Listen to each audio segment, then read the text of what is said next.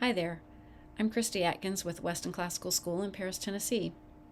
I'm sure you've noticed that bullying has been a hot topic in recent years.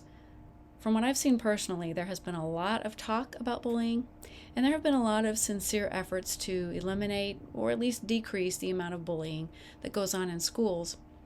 But I can't say that I've seen much in the way of results. I still hear a lot of complaints about bullies in schools, perhaps even more so now than in the past. Bullying is a problem and needs to be dealt with, but unfortunately, by talking about it so much, we may have inadvertently watered down the definition and increased complaints rather than decreased them. According to one definition, a bully is a person who habitually seeks to harm or intimidate those whom they perceive as vulnerable. Yet I have seen a lot of things labeled as bullying that don't meet that definition.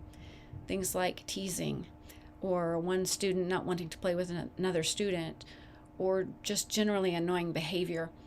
These are not the same as bullying, habitually trying to harm or intimidate someone.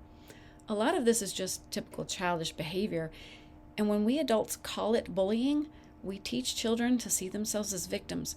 We lose the opportunity to teach them how to handle teasing, rejection, and annoying behavior.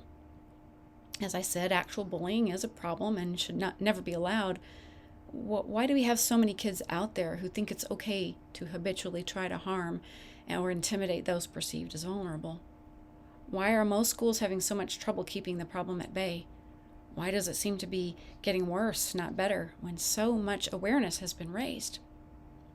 Perhaps we have created some oversensitivity to it, yes, but the deeper problem is that any effort to deal with character issues, and that's what bullying is, it's a character problem. Any effort to build character in children is eventually going to fall flat if it is not based on an understanding of a higher power behind the character traits being promoted. When schools try to say that certain behaviors are wrong and certain behaviors are right, they are promoting a system of morality. But if there is no God, then who decided that this category of things is right and this category of behaviors is wrong? In the gray moral relativism that has developed in my lifetime and which absolutely saturates today's society, it's not always wrong to steal. It's not always wrong to lie. It's not always wrong to tell someone off, cuss them out. It's not wrong to look out for yourself first. Survival of the fittest, eat or be eaten. You can see how this kind of thinking can lead to bullying and worse.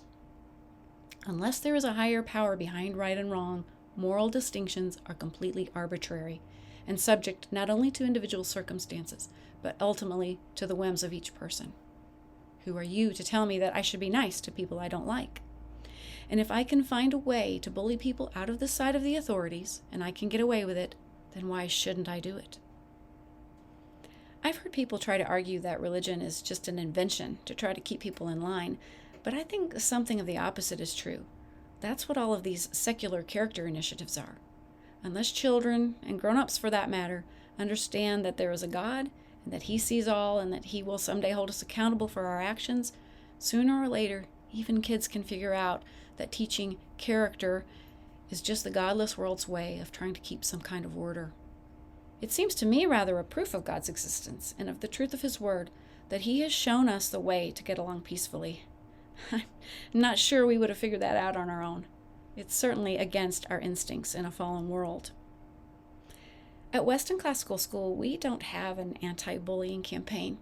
We really don't talk about bullying that much at all. We do teach that there is a God, and we teach what Jesus taught about how people are to treat each other. Now, that does not prevent all problems between people at our school. About half of education is academics, the other half is teaching kids how to get along with others. But we are doing that within a daily framework of understanding our place as humans in this universe. We are not gods unto ourselves, each making our own rules without anyone to answer to. We are building character that will last a lifetime, not just until the kids are big enough to push back.